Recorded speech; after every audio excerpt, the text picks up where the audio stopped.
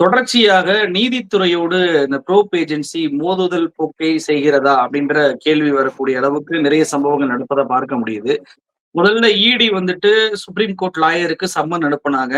உச்சநீதிமன்றம் மிக கடுமையாக ஒரு கண்டனத்தை தெரிவிச்ச பிறகு உடனடியாக அந்த சம்மன் வந்து வாபஸ் வாங்கப்பட்டுச்சு. இப்போ இன்னொரு குஜராத் போலீஸ் அவங்க வந்து இன்னொரு லாயருக்கு சம்மன் அனுப்பியிருக்கிறாங்க. தொடர்ச்சியாக லாயர்களுக்கு ப்ரோப் ஏஜென்சி சம்மன் அனுப்புவது சரி கிடையாது அப்படின்னு சொல்லி உச்சநீதிமன்றமே சூமோட்டோவாக ஒரு வழக்கை எடுத்திருக்கிறாங்க. அதோடைய பின்னணி கொஞ்சம் சொல்லுங்க. ரொம்ப முக்கியமான ஒரு டெவலப்மெண்டா நம்ம பார்க்க வேண்டியிருக்கு. அதாவது பொறுத்தது போதும் பொங்கி எழு மனோகரா அப்படின்னு உச்சநீதிமன்றம் இப்பயாவது உள்ள வந்திருக்கா அப்படின்னு நம்ம இதை பார்த்தோம்னா, போன ஒரு வாரத்தில் நடந்த டெவலப்மெண்ட்ஸ் தான் திரும்ப திரும்ப இதற்கு காரணமாக இருக்கிறது.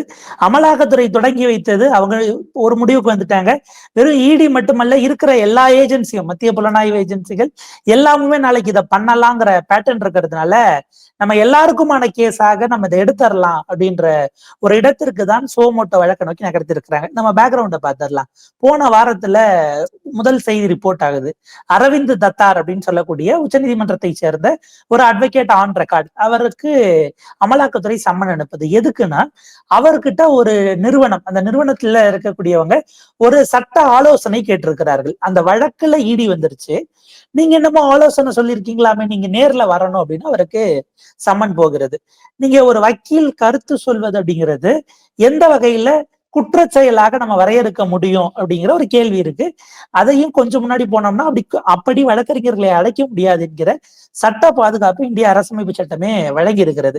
அரசமைப்பு சட்டம், அதை தாண்டி மற்ற ஸ்டாட்யூட்டரியா இயற்றப்பட்ட சட்டங்கள், அது எவிடன்ஸ் ஆக்ட் ஆகட்டும், அதுக்கு முன்னாடியில இருந்தது, அதாவது இந்தியன் கான்ஸ்டிடியூஷன் நம்ம அடாப்ட் பண்ணது அதுக்கு முன்பாக இருந்த பிரிட்டிஷ் காலகட்டத்திலிருந்தே வழக்கறிஞர்களை நீங்கள் அழைத்து, வழக்கறிஞர் அலுவலகத்துல வேலை செய்யறவங்க, அங்க இருக்கக்கூடிய கிளரிக்கல் ஸ்டாஃப்ஸ் வரைக்கும் உங்களால அவங்கள வந்து வழக்குல நீங்க அப்ரூவராவோ விட்னஸாவோ மாறுங்க அப்படின்னு கூப்பிட முடியாதுங்கிற சட்ட பாதுகாப்பு கிட்டத்தட்ட 150 ஆண்டுகளாக நமக்கு இந்தியாவில இருக்கிறது. அப்ப அதை மீறி இடி எப்படி கூப்பிட்டுச்சு அப்படிங்கிறதுக்குதான் பார் கவுன்சில்ஸ், நீங்க உச்சநீதிமன்ற பார் கவுன்சில்ல தொடங்கி இங்க நமக்கு சென்னை உயர் நீதிமன்ற பார் கவுன்சில் வரைக்கும் இந்தியா முழுக்க மிக கடுமையான கண்டனங்கள் வருகிறது. வந்த உடனே அமலாக்கத்துறை என்ன பண்ணுது அப்படின்னா, அதை வாபஸ் வாங்குறாங்க. வாபஸ் வாங்கிட்டா அப்ப இனிமே கொடுக்க மாட்டாங்கன்னு அர்த்தமான யோசிச்சா, ஒரு நாள் கேப் விட்டு 3வது நாள் திரும்ப மற்றும் ஒரு உச்சநீதிமன்றத்தின் மூத்த வழக்கறிஞரான திரு பிரதாப் வேணுகோபாலுக்கு இதே போல சம்மன் கொடுக்கப்படுகிறது. அப்ப இதுக்கு பிறகு அப்ப இதுவே ஒரே வழக்கு முதல் முறை நீங்க சூடு கண்டுட்டீங்க, வேண்டான்னு வாபஸ் வாங்கிட்டீங்க. அப்புறம் அதே வழக்குல இன்னொரு உச்சநீதிமன்றத்தினுடைய வழக்கறிஞருக்கு கொடுப்பீங்கன்னா, இது திட்டமிட்டு ஏதோ ஒரு வழக்குல தனக்கு எதிர்நிலையில் இருக்கக்கூடியவர்களுக்காக அச்சுறுத்துகிற வேலையா அப்படின்னுட்டு தான் எல்லாரும் கொந்தளிக்கிறாங்க. முக்கியமாக நம்முடைய திரு வில்சன் அவர்கள், மூத்த வழக்கறிஞர் மற்றும் ராஜ்யசபா உறுப்பினர், திமுக எம்பி இருக்காரு இல்லைங்களா, அவர் ஒரு கேள்வி கேட்டார். அடுத்து என்ன, அமலாக்கத்துறை கேசஸ்ல பெயில் கொடுத்து இல்ல எதிரா தீர்ப்பு கொடுக்குற நீதிபதிகளுக்கு சம்மன் கொடுக்க போறீங்களா அப்படின்ற மாதிரியான கேள்விகளை எழுப்பிட்டு சட்ட ரீதியிலான பல கொஸ்டின்ஸ் அவர் ரைஸ் பண்ணாரு. இது பேக்ரவுண்டா நம்ம பார்த்தோம்னா, உச்சநீதிமன்றத்தின் advocate on record bar association தலைமை நீதிபதி சிஜே BR கவாய் அவர்களுக்கு கடிதம் எழுதுறாங்க. இது ஒட்டுமொத்தமாக நீதித்துறையை அச்சுறுத்துகிற, நீதித்துறையினுடைய அந்த ஃபங்க்ஷனிங்க, அவங்களுடைய செயல்பாடுகளை சீர்குலைக்கக்கூடிய ஒரு முயற்சியாக பார்க்க வேண்டியிருக்கிறது. எனவே இதில் உடனடியாக உச்சநீதிமன்றம் தலையிட்டு சுவமோட்டோவாக ஒரு வழக்கை எடுக்கணும் அப்படின்னு கடிதம் போகுது. இந்த கடிதம் எழுதப்பட்டு வெளியில வந்த அடுத்த 3 மணி நேரத்திற்குள் அந்த சம்மனும் வாபஸ் வாங்கப்படுது. 2வது சம்மன் வாபஸ் வாங்கிட்டு இன்றைக்கு இரவோடு இரவாக ஒரு சர்க்குலர் ரிலீஸ் பண்றாங்க. எது, இந்தியா முழுக்க இருக்கக்கூடிய அமலாக்கத்துறை அதிகாரிகளுக்கு சர்க்குலர். என்னன்னா, இனிமே வழக்கறிஞர்களை நீங்க கூப்பிடணும் அப்படின்னா, வழக்கறிஞர்கள் வழக்குல அவங்களுடைய ரோல் வந்து வெறும் ஆலோசனை, சட்ட ஆலோசனை, லாயரா போறதுதான். ஆனாலும் கூப்பிடணும்னு நினைச்சா டைரக்டர் கிட்ட பர்மிஷன் வாங்கணும். இடியினுடைய டைரக்டருக்கு நீங்க கடிதம் எழுதி அதை விளக்கி அவங்க ஓகே சொன்ன பிறகுதான் சம்மன் கொடுக்கணும் அப்படின்னு ஒரு 2 முறை சூடுபட்ட பிறகு தலைமை நீதிபதி தலையிடணுங்கிற லெவலுக்கு கோரிக்கை வந்த உடனே இமீடியட்டா ஒரு பல்ட்டி அடிச்சு அவங்க வாபஸ் வாங்குறாங்க. இதுக்கு அப்புறம் இதோட நிக்குதா அப்படின்னு பார்த்தா, இந்த உச்சநீதிமன்ற அளவில் அது அப்படி நின்றுச்சான அந்த கோரிக்கைய அவங்க வாபஸ் வாங்கல. தலையிடணுங்கிறது இருக்கும் பொழுதுதான் நேற்றைக்கு ஒரு வழக்கு உச்சநீதிமன்றத்திற்கு வழக்காகவே போகிறது. என்னன்னா, குஜராத்ல ஒரு வழக்கறிஞர்னா 1998 இருந்து ஒரு வழக்கறிஞராக இருக்கிறார். அங்க இருக்கக்கூடிய வழக்கறிஞர் சங்கத்தினுடைய தலைவராகவும் அவர் செயல்படுகிறார். அவர் ஒரு வழக்குல தன்னுடைய கிளையண்ட்டை வெளியில எடுக்கிறாரு. இந்த அஸ்வின் குமார் அப்படிங்கிற அந்த வழக்கறிஞர் தன்னுடைய கிளையண்ட்டை வெளியில எடுத்திருக்காரு. அதுல பல சட்டங்கள் போட்டிருக்காங்க. அது என்னன்னா, நம்ம பணம் கடன் கொடுத்து வாங்குறது அது சம்பந்தமான ஒரு தகராறு. சோ அந்த மணி லெண்டர் ஆக்ட், குஜராத்ல இருக்கக்கூடிய பணம் கொடுக்கல் வாங்கல் சட்டத்துல அவரோட வக்கீல் இல்ல, வக்கீலுடைய கட்சிக்காரர். அதுலயும் அதே போல SC/ST ப்ரிவென்ஷன் ஆக்ட்லயும் அவர் மீது வழக்கு பதிவு செய்யப்பட்டு அவரு ஜெயில அடைச்சிடுறாங்க. செஷன்ஸ் கோர்ட்ல இவர் போய் பெயில வாங்கிடுறாரு.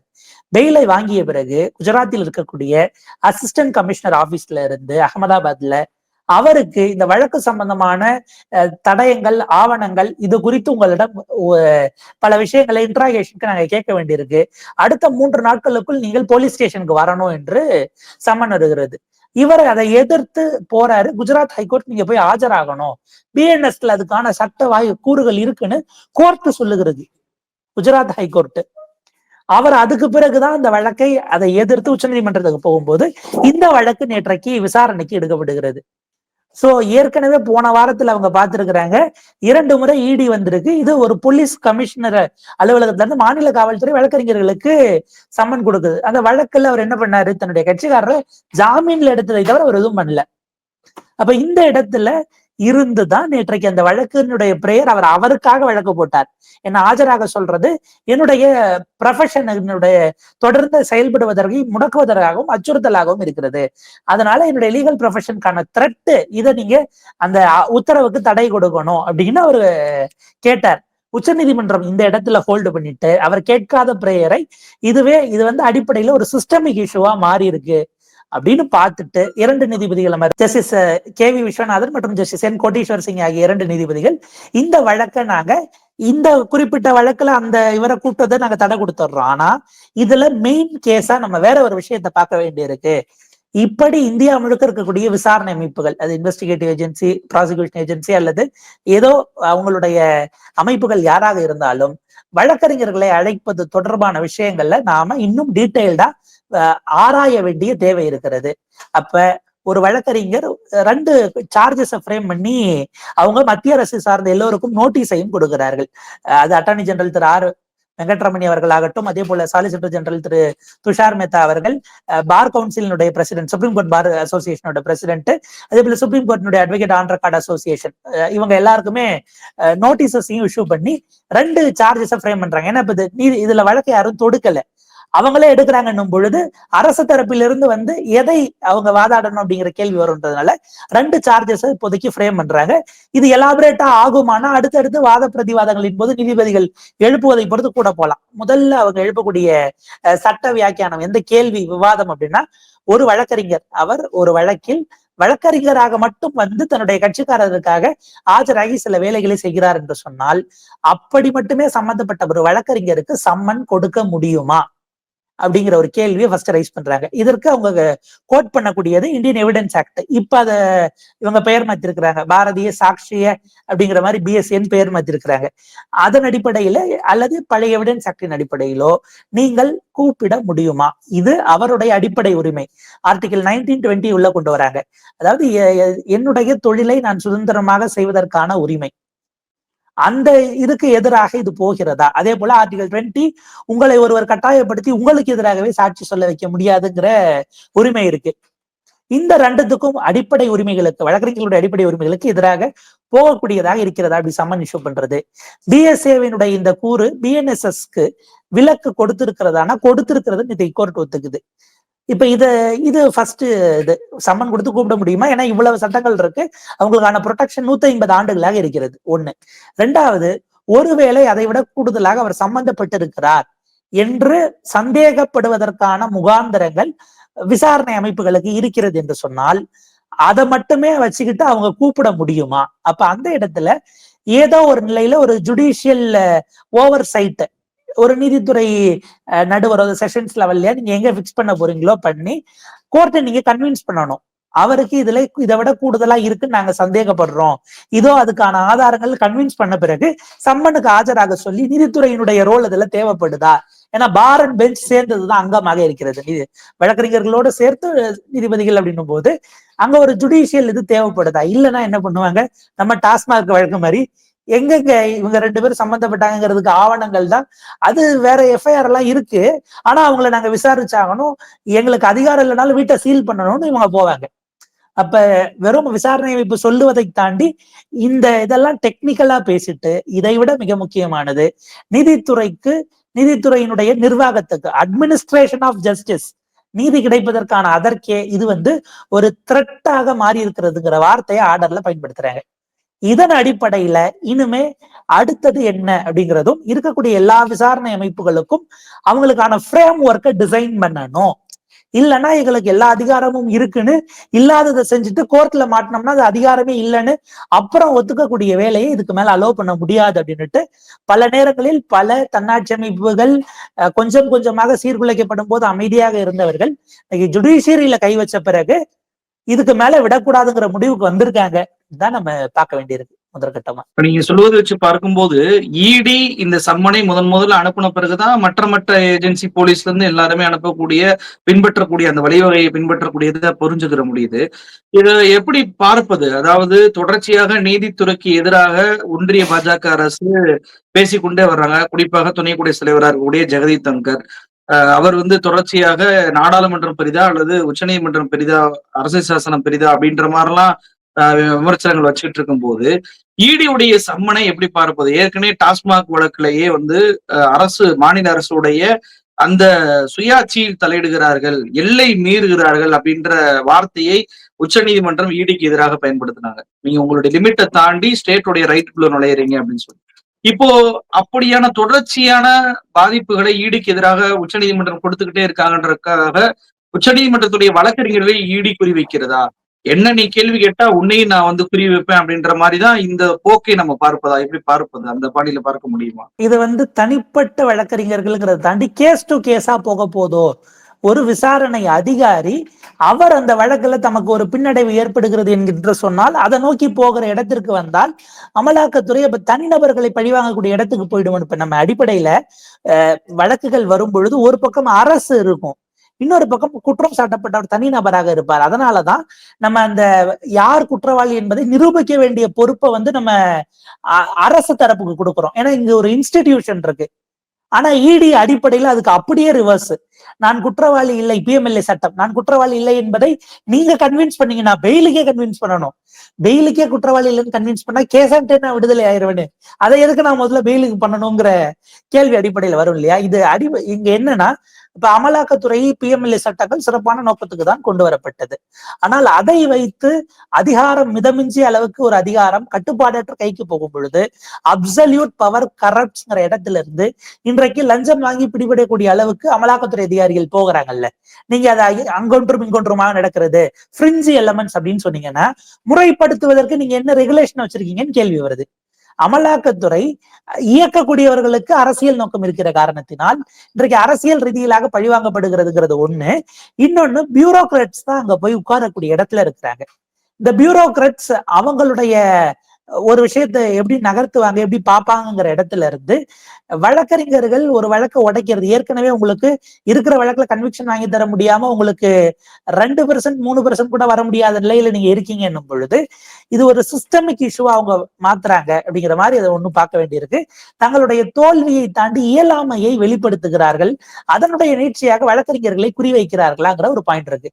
நீங்க ஆவணங்கள் இருந்தா கோர்ட்ல போட்டு உடைக்க முடியாத அளவுக்கு செஞ்சு அவங்களுக்கு கன்விக்ஷன் வாங்கி கொடுங்க. ஆனா நீங்க வழக்கறிஞரை மிரட்டுவது அப்படிங்கிற இடத்துக்கு, அது ஒரு அச்சுறுத்தல்ங்கிற இடத்துக்கு போறீங்கன்னா சட்டம் இருக்கு, அவங்கள கூப்பிடக்கூடாதுன்னு சட்டம் இருந்தும் இத்தனை ஆண்டுகளாக அது அமலில் இருந்தும் இப்ப அந்த புதிய உச்சத்தை ஏன் தொடுகிறார்கள்? அப்ப வழக்கறிஞர்களுக்கு எங்க கிட்ட நீங்க மோதனீங்கன்னா இப்ப ஒண்ணும் இல்ல, இடி தான் இப்ப என்னைக்கு அவங்க சாதாரண வழக்குகளில் கூட பிடித்து வைத்து 18 மணி நேரம் 19 மணி நேரம் இன்ட்ராகேஷன் பண்ணாங்கன்னு உச்ச நீதிமன்றம் கடந்த காலத்துல அவங்களுக்கு மிக கடுமையான கண்டனங்களை பதிவு பண்ணதெல்லாம் நம்ம பாக்குறோம். எலெக்ஷனுக்கு கடைசி நாள் பிரச்சாரத்துக்கு போக விடாம நீங்க வரணும்னு சம்மன் கொடுத்து வரலன்னுட்டு கைது பண்ண சூழல் எல்லாம் அது வரைக்கும் போச்சு. ஹைகோர்ட் வரைக்கும் போய் அவர் அதை குவாஷ் பண்ணார். கடைசி நாள் எலெக்ஷனுக்கு முந்தின நாள் அவர் பிரச்சாரம் பண்ணாம நீங்க எப்படி தடுப்பீங்கன்னு சம்மனையை குவாஷ் பண்ண காட்சிகள் எல்லாம் நம்ம பார்த்தோம். அப்ப இந்த இடத்துல அமலாக்கத்துறை பொலிட்டிக்கல் பாசஸினுடைய எண்ணங்களை நிறைவேற்றுகிற இடத்திற்கு ஏவல் துறையாக மாறிவிட்டதோங்கிற சந்தேகம் அல்ல, அதை அவங்க அதாவது திரும்ப திரும்ப உங்க பாஸோட குட் புக்ஸ்ல நீங்க இன்னைக்கு எப்படி கவர்னர்கள் தங்க மத்திய அரசை குஷிப்படுத்தணும், இங்க இருக்க இதுக்கு அரசுக்கு குடைச்சல் கொடுத்தோம்னா நம்ம கவர்னராக தொடரலாம் அல்லது நாளை துணை குடியரசுத் தலைவர் ஆகலாம் என்கிற அந்த அளவுக்கான நோக்கத்தோடு இவங்க ஓடுறாங்களோ, இந்த மாதிரி பியூரோக்ரஸியிலும் ஒரு செக்ஷன் ஒருவேளை அடுத்தது ரிட்டையர்மெண்ட்டுக்கு பிறகு இல்ல மேலும் பதவிகளுக்கு என்கிற இடத்திற்கு போகக்கூடிய அளவுக்கு இது சிஸ்டமிக் இஷ்யூவா மாறிடுச்சான்னு நம்ம பார்க்க வேண்டியிருக்கு. இரண்டாவது, நீதித்துறையை அவங்க அண்டர்மைன் பண்றாங்களோ, என்ன பெரிய நீதித்துறை, கான்ஸ்டிடியூஷன் பெஞ்ச் ஜட்ஜ்மெண்டே கொடுத்தாலே நம்ம அதெல்லாம் இல்லைன்னுட்டு அவசர சட்டம் கொண்டு வந்து மாத்திடுவாரு அப்படிங்கிற அளவுக்கான அவங்களுடைய பாசஸினுடைய மனசாட்சியாக இவர்கள் மாறிவிட்டார்களோன்னு தான் நம்ம பார்த்து அதுல இருந்து வரக்கூடிய ஒரு ஆணவ போக்கு அப்படின்னு தான் இதை நம்ம பார்க்கணும். இந்த 2 வழக்குலயுமே 2 பிரச்சனையிலுமே தலைமை நீதிபதி உடனடியாக தலையிட்டு ஒரு டைரக்ஷனை கொடுக்கணும் அப்படின்ற கோரிக்கை வைக்கப்படுதுல. இப்ப நீங்க சொல்வதை போல இடி ஒரு பக்கம் சம்மன் கொடுக்குறாங்க, அதை பின்பற்றி ப்ரோப் ஏஜென்சி எல்லாம் கொடுக்குறாங்க அப்படின்றப்போ அதை தடுக்கக்கூடிய இடத்தில் இருக்கக்கூடிய குஜராத் ஹைகோர்ட்டுமே அது நீங்க ஆஜராகுங்க அப்படின்னு சொல்றாங்க. உச்ச நீதிமன்றத்துல அதுக்கு வேற மாதிரியான வார்த்தைகள் வந்து பயன்படுத்தப்படுது அப்படின்றப்போ எல்லோருக்குமே இதை கிளாரிஃபை பண்ண வேண்டிய ஒரு இடத்தில் தலைமை நீதிபதி இருக்கிறார் அப்படின்றத பார்க்கலாமா? ஏற்கனவே இப்ப கூட இன்னைக்கு கூட ஒரு ஸ்டேட்மெண்ட் கொடுத்திருக்கிறாங்க, எல்லோரையும் விட அரசியல் சாசனம் தான் பெரிய ஒரு விஷயம், நீங்க நாடாளுமன்றமா உச்ச நீதிமன்றமான எல்லாரையும் கூட அரசியல் சாசனம் தான் பெரியது அப்படின்னு சொல்லிட்டு ஜெகதி தங்கருக்கு கூட ஒரு பதிலடி கொடுத்திருக்கிறார். அந்த வகையில வந்துட்டு இந்த கிளாரிபிகேஷனையும் தலைமை நீதிபதி கொடுக்கக்கூடிய வாய்ப்பு இருக்கா? இந்த ப்ரோப் ஏஜென்சிகளுக்கு கட்டுப்பாடுகளை விதிக்க வாய்ப்பு இருக்கா? இல்ல, இது மிக முக்கியமான ஒரு விஷயமா தான் நம்ம பார்க்கணும். என்ன பிரச்சனைனா, தன்கர் அவர்கள் அரசியல்வாதியாக அவர் ஓபன் ஃபார்ம்ல பொலிட்டிக்கலா பேச முடியும். நீதிபதிகள் அந்த லெக்சர் கொடுக்கிற இடத்தை தாண்டி அவங்க தங்களுடைய தீர்ப்புகளின் மூலமாகத்தான் வெளிப்படுத்த முடியுங்கிற ஒரு பாயிண்ட் இருக்கு. சிஜிஐ சஞ்சீவ் கண்ணா ரிட்டையர் ஆனார் இல்லையா, அவர் பல விஷயங்கள்ல வெளியில இந்த மாதிரி லெக்சர்ஸ் போய் பெருசா பேசினது இல்லைனாலும் சுப்பிரமணியன் சாமி அவர்களுடைய அந்த இந்தியால கான்ஸ்டிடியூஷன்ல இருக்க செக்யூலரிசம்ங்கிற வார்த்தையை எடுக்கணுங்கிற வழக்கில் ரொம்ப எலாபரேட்டாவே என்ன பேசணுமோ இன்னைக்கு தன்கர் கேட்கக்கூடிய கேள்வியில் தொடங்கி பலவற்றுக்குமான இது அவருடைய ஜட்ஜ்மெண்ட்ல தான் அவர் அழுத்தம் திருத்தமாக பதிவு செய்தார்.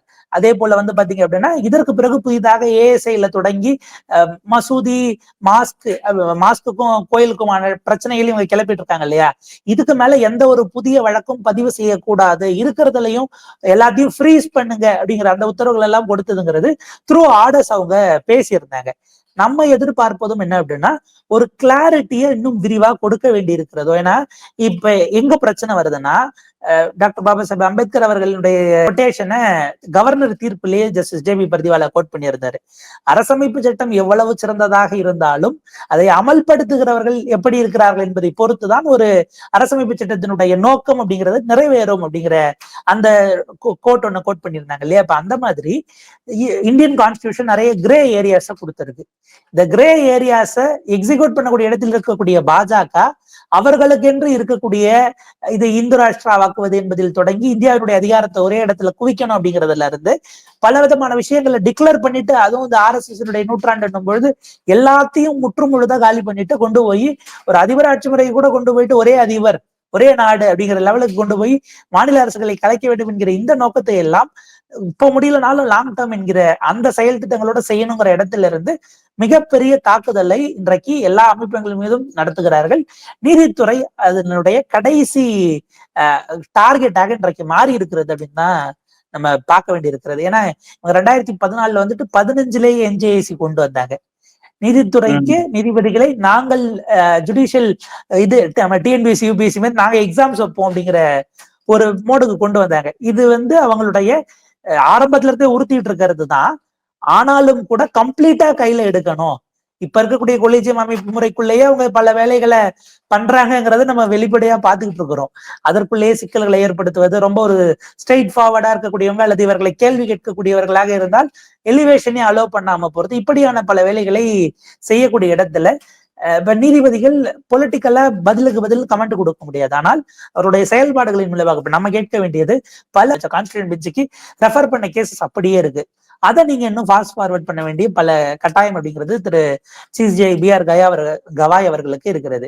அதே போல பாத்தீங்க அப்படின்னா இந்த இடி இவ்வளவு தொல்லை கொடுக்குது இல்ல, 4 மீனியும் பொழுது ஒரு வனவமா இந்தியா முழுக்க உள்ள கேசஸ் வருதுங்கிறதுனாலதான் நீங்க சில விஷயங்களை ஜட்ஜ்மெண்ட்ஸின் மூலமாக இனிமே பெயில் கொடுப்போங்கிற மாதிரியான இதை மாத்துறீங்க. ஆனா கம்ப்ளீட்டா இடியினுடைய அதிகாரத்தை செல்லும்னு ரிட்டையர் ஆவதற்கு கிட்டத்தட்ட ஒரு வாரத்துக்கு முன்னாடி ரிட்டையர்மெண்ட் கொடுத்துட்டு போய் இப்ப மிகப்பெரிய பதவியில் இருக்கிறாரு ஜஸ்ட் சேம் கன்வில்கர்.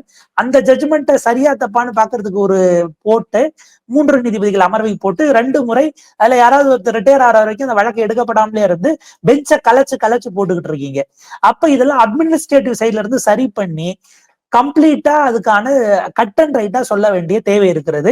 ரொம்ப முக்கியமா அரசமைப்பு சட்டம் சார்ந்து இப்ப சிஜேஐ எலெக்ஷன் கமிஷன் இதுல இருந்து நீங்க தூக்கி வெளியில போட்டதை எப்பதான் எடுப்பீங்க? இன்னும் எத்தனை தேர்தல் நடந்து இவிஎம் என்னன்னு யாருக்குமே தெரியாம இந்த லெவலுக்கே நாடு குழப்பத்திலேயே இருக்கும். நீங்கள் அது வரும்போது வரட்டும் இருந்தீங்கன்னா இந்த இத்தனை ஆண்டு காலம், அது ஒரு 1/4 நூற்றாண்டு ஆகுது அப்படின்னா அவ்வளவு ஆண்டுகள் இந்த நாடும் நாட்டு மக்களும் இழந்தது அப்படிங்கறத யாரால திருப்பி கொடுக்க முடியும் அப்படிங்கிற கேள்வி வருது. அப்ப ஜுடிஷியரி அந்த இடத்துல ப்ரோஆக்டிவா செயல்பட்டு பல விஷயங்களை அழுத்தம் திருத்தமாக சொல்ல வேண்டும்.